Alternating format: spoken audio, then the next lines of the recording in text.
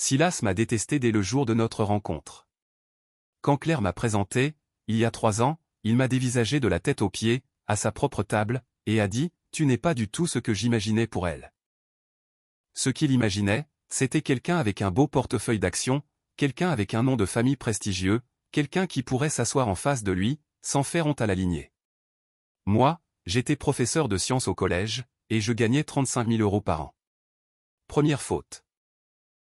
La deuxième faute, c'est quand j'ai refusé de le laisser s'approprier notre fête de fiançailles. Il avait réservé un bar en rooftop dans le centre-ville, sans même nous demander notre avis. Il y a convié ses propres clients, a commandé un bar à huîtres et une fontaine à champagne, et a engagé un photographe, juste pour documenter sa générosité. C'est géré, a-t-il dit à Claire au téléphone. Vous deux, vous n'avez pas le petit doigt à lever.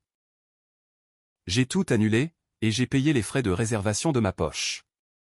À la place, on a organisé une soirée tacos dans le jardin des parents de Claire, avec des guirlandes guinguettes, et une glacière remplie de soda.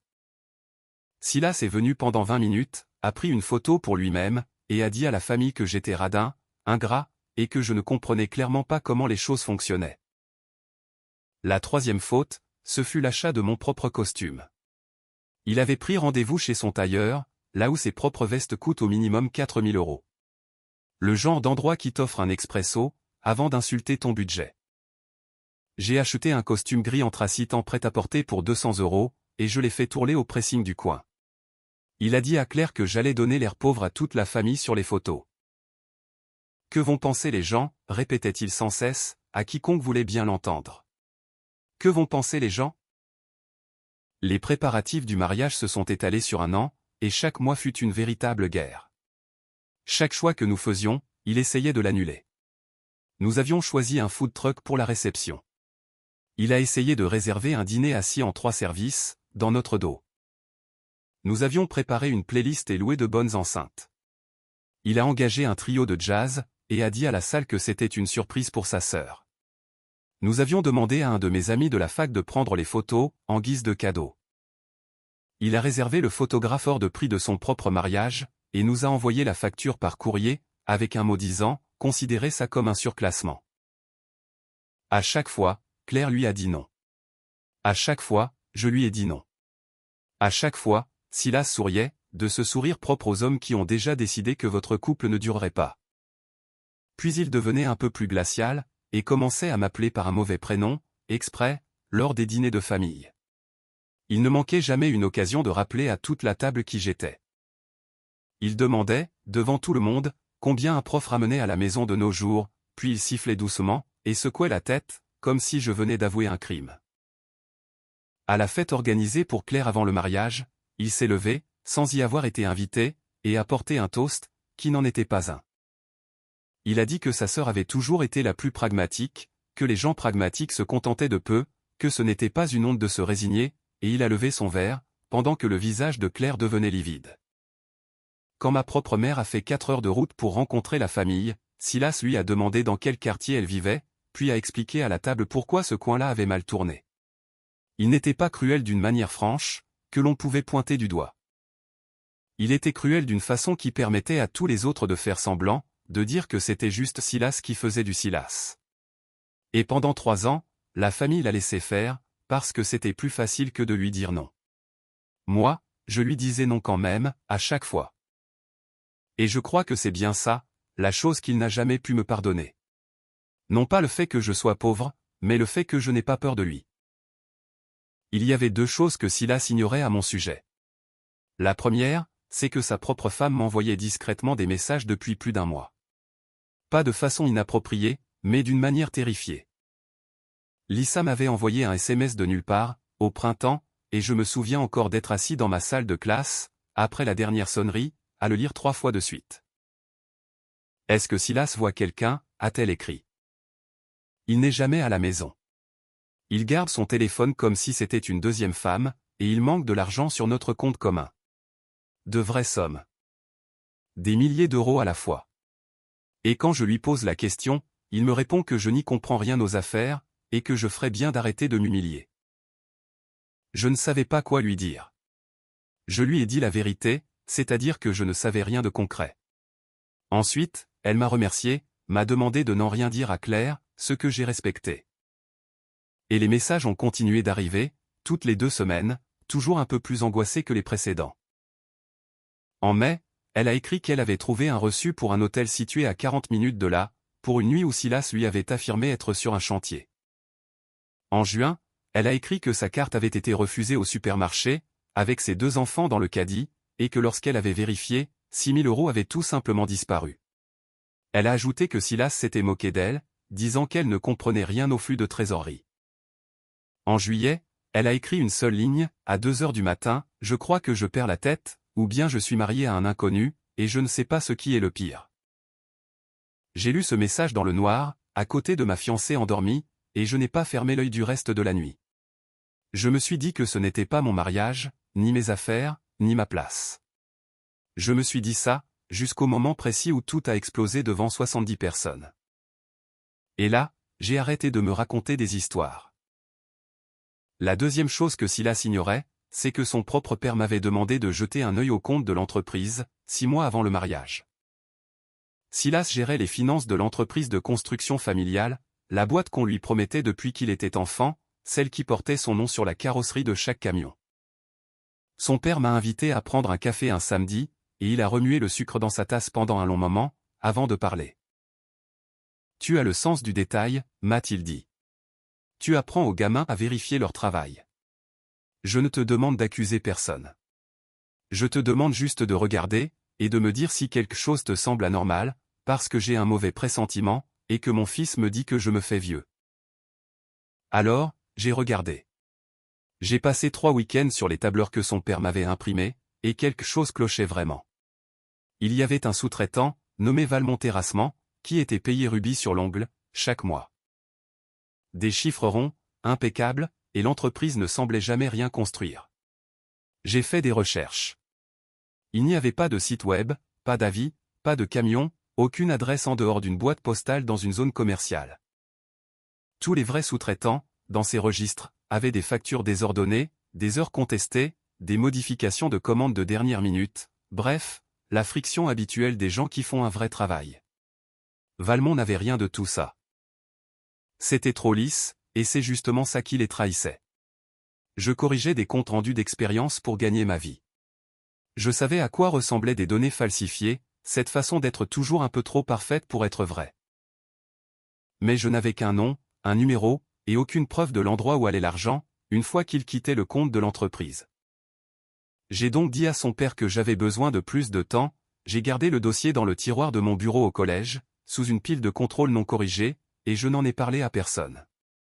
Je ne voulais pas faire exploser la famille de ma femme sur une simple intuition.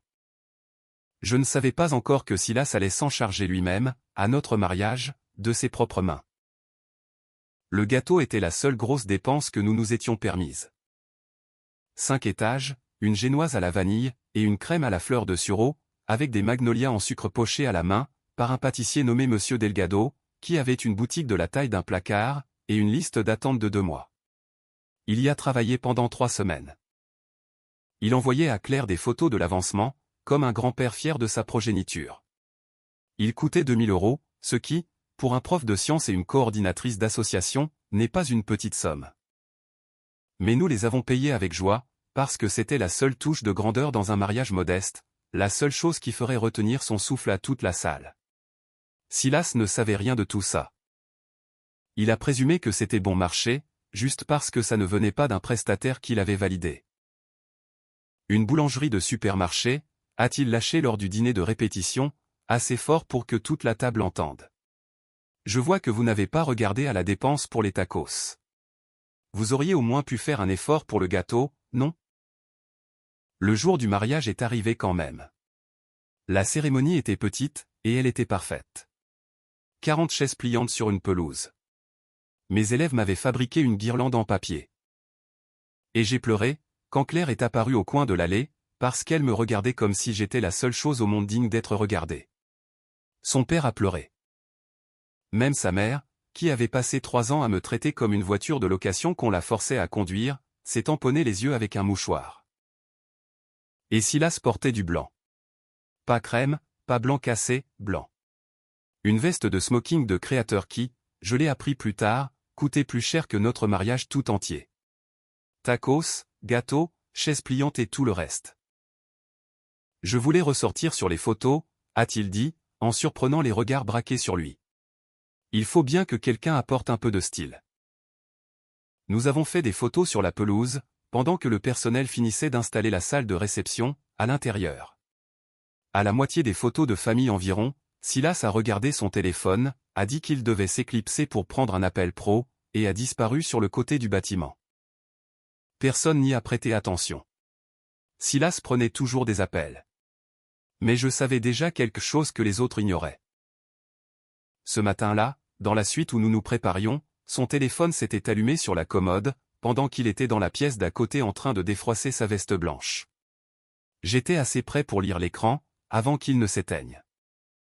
Ranata, vivement la semaine prochaine, quand elle sera chez sa sœur. Prépare la clé de l'appartement, et mets le gris. J'aime bien le gris. Je suis resté planté là, tenant ma propre cravate, et j'ai pensé à Lisa, conduisant jusqu'à la cérémonie avec leurs 2 enfants à l'arrière, persuadé d'assister à une belle fête de famille. J'ai pensé au dossier dans le tiroir de mon bureau, avec le nom Valmont entouré 2 fois. Et j'ai pris une décision que je ne comprenais pas totalement à ce moment-là. Je n'ai rien dit. Pas encore. Pas le matin de mon propre mariage. Ce ne serait pas moi qui choisirais le moment. Je laisserais Silas le choisir. Je ne savais pas, alors, à quel point il s'apprêtait à le faire.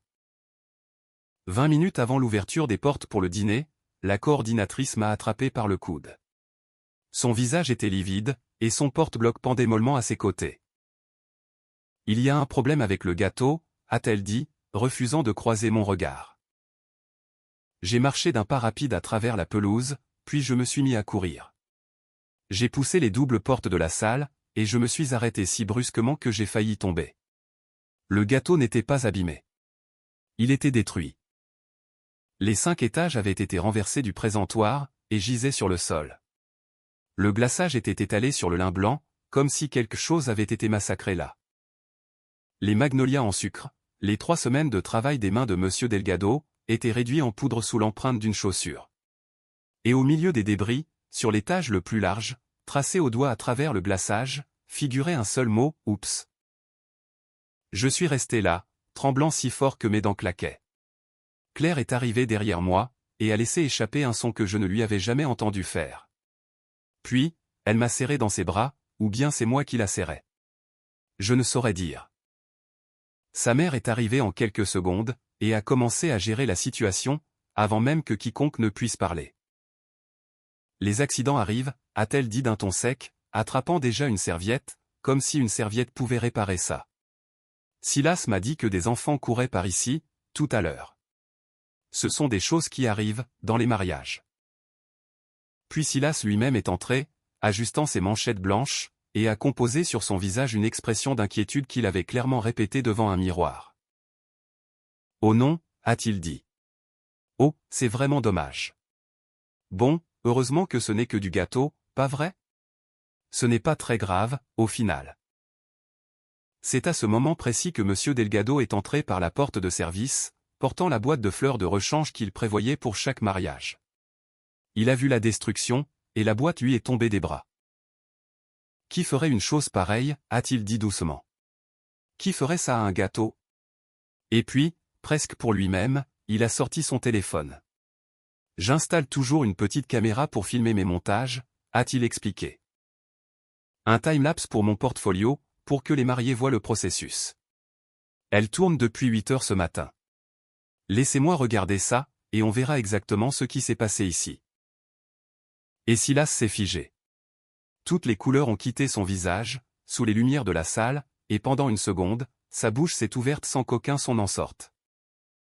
Portfolio, a-t-il répété, comme si le mot était une pierre coincée dans sa gorge. La vidéo était nette, limpide, filmée depuis le haut du coin de la pièce, avec toute la salle dans le cadre. Les invités avaient commencé à entrer pour le dîner, mais plus personne n'allait nulle part. 70 personnes, disposées en arc de cercle autour du téléphone de Monsieur Delgado, ont regardé. Silas entrant dans la salle vide, dans sa veste blanche. Silas regardant à gauche. Silas regardant à droite. Silas agrippant le bord de l'étage inférieur des deux mains, et poussant assez fort pour que toute la tour s'effondre d'un coup. Puis, s'accroupissant, et écartant les morceaux plus loin, de manière méthodique, sans se presser. Puis, un doigt traînant dans le glaçage, pour écrire son petit mot. Puis Silas se relevant, s'époussetant les mains, et contemplant son œuvre avec un petit sourire satisfait, avant de ressortir pour prendre son appel. À la moitié de la vidéo, la mère de Silas s'est avancée et a tendu la main vers le téléphone, en disant que c'était privé, qu'on ne devrait pas faire ça ici, qu'il devait y avoir une explication. Monsieur Delgado a simplement levé son téléphone hors de sa portée, et a laissé la vidéo tourner. Et une tante, que je ne connaissais pas, a doucement pris la mère de Silas par le bras pour la retenir. Et cela m'a aussi appris quelque chose, même ceux qui l'aimaient ne voulaient plus faire semblant. La salle était si silencieuse, que je pouvais entendre le ronronnement de la machine à glaçons, dans la cuisine. Une cousine, au premier rang, s'est couvert la bouche. Un des serveurs s'est arrêté net, le plateau de verre à moitié levé, et ne l'a pas reposé. Chaque visage dans cette pièce s'est lentement détourné de l'écran, pour fixer l'homme à la veste blanche. Le père de Claire a émis un son, comme si on lui avait chassé l'air des poumons avec un coup de poing. Silas a tout de même essayé de mentir. « Ce n'est pas ce que vous croyez, » a-t-il dit, en reculant d'un pas. « Je suis entré, j'ai trouvé ça comme ça, et j'essayais de nettoyer. »« On te voit très bien le pousser, » a dit Claire, d'une voix extrêmement calme et posée. « On te voit t'écrire dessus. » Mais je n'avais pas terminé. Loin de là. « Lisa, » ai-je dit, en forçant ma voix à porter jusqu'au fond de la salle. « Tu devrais sans doute savoir pourquoi Silas était vraiment en retard à la cérémonie, ce matin. » Lisa a levé les yeux.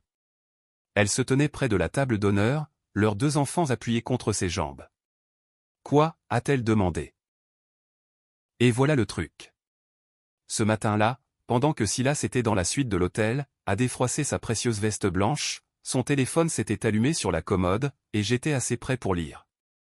Un message d'un contact nommé Ranata. Vivement la semaine prochaine, quand elle sera chez sa sœur, disait le texte. Prépare la clé de l'appartement, et mets le gris. J'aime bien le gris. Je n'avais rien dit de toute la journée. Je l'avais porté en moi pendant les vœux, les photos, et les toasts. Je le disais maintenant. Vérifie son téléphone, Lisa, ai-je dit. Ranata lui envoie des messages depuis avant le début de la cérémonie. Silas s'est jeté sur la poche de sa veste blanche, mais Claire a été plus rapide, et a saisi le téléphone dans son poing avant que ses doigts ne touchent le tissu. Il a voulu lui attraper le poignet. Son père s'est interposé, a plaqué une main large et plate contre le torse de son fils, et l'a repoussé dans une chaise. Assis, a-t-il ordonné, d'une voix que je ne lui avais jamais entendue en 3 ans, une voix qui venait d'un endroit bien plus profond qu'une simple dispute. Lisa a traversé la pièce, et a pris le téléphone des mains de Claire, avec des mains qui ne cessaient de trembler. Elle a fait défiler l'écran. Toute la salle pouvait entendre sa respiration. Et puis, son visage est passé de la peur à quelque chose de bien pire, car Silas avait été négligent. Les messages à Ranata se trouvaient juste au-dessus d'une autre conversation, enregistrée sous le nom comptable. Et Lisa a commencé à les lire à haute voix, d'un ton monocorde et brisé, parce qu'elle ne pouvait plus s'arrêter. J'ai décalé le retrait avant le bilan trimestriel, a-t-elle lu. Papa, l'argent est parti au sous-traitant Valmont. Il ne vérifie jamais cette ligne. Sa voix s'est étranglée, mais elle a continué, parce qu'elle ne pouvait pas s'arrêter. Ranata. La caution de l'appartement est passée. C'est sorti du compte de l'entreprise, alors sois discrète. Réserve le voyage à Mykonos sur la carte du bureau. Je le ferai passer en frais de déplacement. Elle me fait confiance pour les comptes. C'est ça qui est génial. Personne ne contrôle le fils. Et puis, il y a eu celui qui a fait retenir son souffle à toute la salle d'un seul coup. Un message que Silas avait envoyé à peine 3 semaines plus tôt. Après le mariage, je ferai signer les papiers de succession à mon père. Ensuite, tout sera à moi de toute façon, alors détends-toi pour l'argent. C'est déjà pratiquement à nous. La pièce, qui s'était tue pour le gâteau, a plongé dans un silence plus lourd et plus terrible encore. Parce que le père de Silas se tenait à 1 mètre de là, que le compte de l'entreprise appartenait au père de Silas, et que le nom du sous-traitant Valmont était celui qui figurait dans le dossier, rangé dans le tiroir de mon bureau. Lisa n'avait plus de voix. Elle a tendu le téléphone vers le père de Silas, car ses mains ne pouvaient plus le tenir. Il l'a pris, il a lu, et sa mâchoire a bougé, mais aucun son n'est sorti. Son fils volait l'entreprise familiale depuis des années, pour entretenir une maîtresse dans un appartement. Et la moitié de la ville avec laquelle il faisait des affaires, se tenait dans cette pièce, à le regarder le découvrir. Silas a commencé à parler, tout à la fois, d'une voix aiguë et précipitée. Les messages étaient faux. Quelqu'un avait piraté son téléphone. C'était un prêt, qu'il avait toujours eu l'intention de rembourser avec des intérêts. Ranata était juste une prestataire avec qui il avait déjeuné. Lisa ne l'écoutait même plus. Elle s'était déjà accroupie pour rassembler les enfants, et leurs petites vestes. Et quand Silas a voulu lui toucher le bras, elle l'a retiré vivement, comme si sa main était une plaque chauffante. « Tu as demandé à ta mère de me dire que j'étais paranoïaque », a-t-elle lâché. Pas fort, mais tout le monde l'a entendu. Tu m'as forcé à m'excuser, juste parce que je demandais où passait notre argent. Elle s'est relevée, a pris un enfant dans chaque main, et a quitté la salle. Les portes se sont refermées derrière elle. Silas a fait un pas pour la suivre. Son père a prononcé son prénom, une seule fois, d'un ton bas et définitif. Et Silas s'est arrêté net. Je veux être honnête sur un point. Je m'étais convaincu que tout ce que je voulais, c'était que Silas subisse les conséquences pour le gâteau. En réalité, je venais de dégoupiller une grenade, au milieu d'une pièce bondée. Et rester là, à regarder une famille se déchirer en temps réel, n'avait pas du tout la saveur que j'imaginais pour une vengeance. C'était comme regarder un immeuble s'effondrer, avec des gens encore à l'intérieur. J'ai pensé à Lisa, rentrant chez elle en voiture avec 2 enfants déboussolés. J'ai pensé à ses enfants. Mais je ne l'ai pas arrêté. Et je n'aurais pas pu l'arrêter, parce que ça faisait 6 mois que je gardais un dossier dans un tiroir, en attendant des preuves. Et ces preuves venaient d'entrer dans la pièce, pour se lire d'elles-mêmes à haute voix, devant 70 témoins. La réception s'est terminée avant d'avoir commencé. Les invités sont partis vite, comme on quitte un endroit où quelque chose s'est brisé, et qu'aucun balai ne pourra réparer. Quelques-uns m'ont serré l'épaule sur le chemin du parking, et m'ont murmuré que j'avais fait ce qu'il fallait, bien que leur voix sonne creux, car personne ne sait vraiment quoi dire, quand un mariage se transforme en un tel jugement dernier. La mère de Silas est allée vers son fils, et a essayé de le protéger de tout son corps. Elle essayait de dire à la salle qui se vidait, que c'était un malentendu, que Silas ne ferait jamais ça, que nous devrions tous rentrer et laisser la famille régler ça en privé. Personne n'écoutait. Et le père de Silas n'est pas allé vers son fils du tout.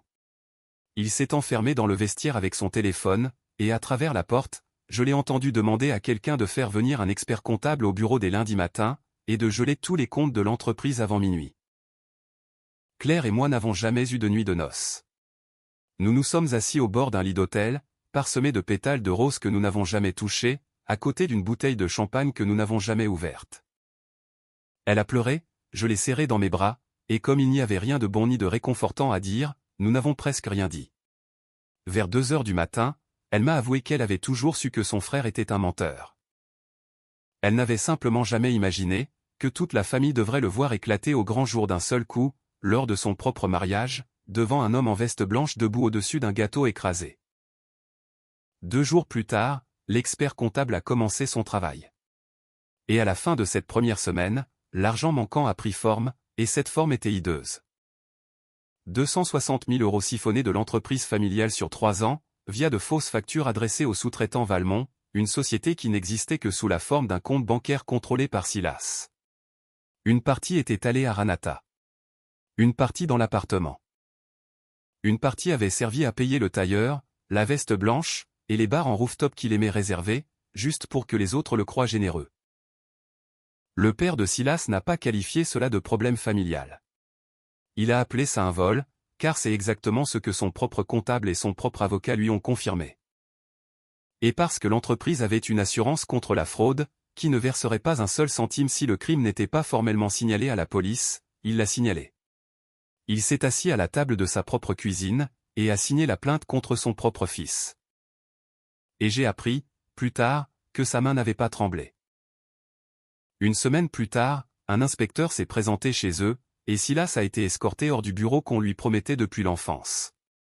L'après-midi même, les serrures étaient changées, et son nom était gratté de la porte en verre. Lisa a demandé le divorce la même semaine. Son avocate a fait en sorte que l'appartement soit considéré comme un bien conjugal acheté avec des fonds volés, ce qui a transformé le nid d'amour de Silas en pièce à conviction, du jour au lendemain. Ranata a découvert, en quelques jours, que sa liaison était désormais mêlée à une enquête pour fraude, à un divorce, et à un dossier criminel. Et elle a fait exactement ce que font les gens comme Ranata.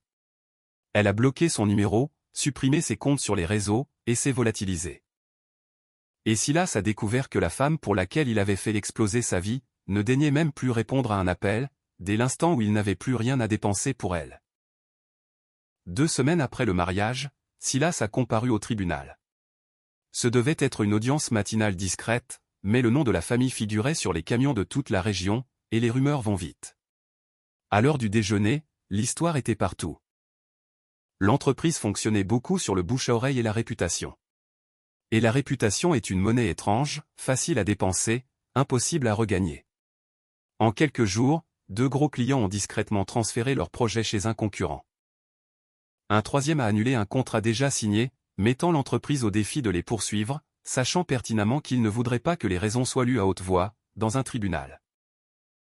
Le père de Silas a regardé l'entreprise, qu'il avait passé 40 ans à bâtir, commencer à se vider de son sang par une plaie ouverte par son propre fils, et quelque chose s'est endurci en lui, au-delà de tout point de non-retour. Il ne s'est pas contenté de coopérer avec la justice. Il a engagé son propre avocat, et a déposé une plainte civile distincte contre Silas, pour récupérer chaque euro volé. Ce qui signifiait que Silas était maintenant traqué de 2 côtés à la fois, par l'État pour le délit, et par son propre père pour l'argent. Il n'y avait aucun scénario, pour les années à venir, où il ne serait pas soit en train de payer, soit enfermé quelque part sans pouvoir en sortir. 3 semaines après le mariage, la mère de Silas s'est pointée à notre appartement sans prévenir. Elle s'est assise sur notre canapé, en gardant son manteau, et m'a dit que j'avais humilié son fils devant la ville entière. Qu'un homme bien aurait réglé cette liaison discrètement, que j'aurais pu protéger la famille, au lieu de mettre le feu à tout ce que nous avions. Je lui ai demandé si elle se souvenait, que son fils avait détruit notre gâteau de mariage à 2000 € de ses propres mains, avant de signer son œuvre dans le glaçage. Elle a répondu que ce n'était que du gâteau. Je lui ai rappelé que son propre mari m'avait demandé d'examiner les comptes. Que je n'avais pas inventé un seul chiffre. Que Silas avait volé l'homme qu'il avait élevé, pour ensuite venir en blanc à mon mariage, et sourire devant le chaos qu'il venait de créer. Elle s'est levée, m'a dit que je regretterais de m'être fait un ennemi de cette famille, et elle est partie. Claire est restée dans l'encadrement de la porte, à regarder sa propre mère s'éloigner, et ne l'a pas suivie. Et ce silence entre elle est devenu sa propre blessure, qui ne s'est jamais refermée. 1 mois après le mariage, la justice a pris l'affaire en main, car le montant dépassait largement le seuil du pénal, et les preuves étaient d'une clarté presque insultante. Il s'est avéré que le père de Silas n'était pas un homme indulgent, une fois qu'il avait compris qu'il avait été dépouillé par son propre fils, au mariage de sa propre fille. Il a fait une déposition. Lisa a fait une déposition. Et 2 mois plus tard, dans une salle d'audience plus petite que ce que j'imaginais, l'expert comptable a détaillé chaque fausse facture devant un jury, l'une après l'autre. Et puis, la procureure a fait quelque chose que je n'attendais pas. Elle a diffusé la petite caméra de portfolio de Monsieur Delgado, sur un écran fixé au mur du tribunal. La même vidéo qui était passée à la réception, et elle ne l'a pas commentée. Elle l'a juste laissé tourner dans le silence. Les 5 étages s'effondrant, un doigt écrivant un mot, un homme en veste blanche reculant pour admirer ce qu'il venait de ruiner, avec un sourire. Elle a dit au jury que ce n'était pas un chef d'accusation, que personne n'était jugé pour un gâteau. Elle a expliqué qu'elle leur montrait ça, pour qu'ils comprennent à qui ils avaient affaire. À un homme qui pouvait regarder une chose, que d'autres avaient mis des semaines à construire, et la détruire juste pour le plaisir, avant de faire une blague au milieu des décombres. Le jury a observé un individu qui avait passé sa vie entière à croire que les règles étaient faites pour ceux qui n'avaient pas les moyens de les enfreindre. Et j'ai vu les derniers jurés cesser d'accorder à Silas le bénéfice du doute. Il ne leur a pas fallu longtemps après ça. 3 mois après le mariage, le divorce a été prononcé, et il n'a pas été tendre avec lui. Lisa a obtenu la garde principale des enfants, la moitié non corrompue du peu qu'il restait, et un jugement contre l'appartement. D'après Claire, les enfants avaient dit à l'expert chargé de l'évaluation pour la garde, qu'ils se sentaient plus calmes maintenant. Que ça criait moins à la maison. Et ça a frappé plus fort que n'importe quelle somme d'argent. Silas a obtenu un droit de visite surveillé, et une longue liste de conditions. Ranata avait disparu, n'a pas témoigné, n'a pas rendu visite, et n'a jamais répondu. Son nom de famille, cette chose qu'il avait fait briller toute sa vie, n'était plus qu'une anecdote que les gens se racontaient lors de leur propre dîner.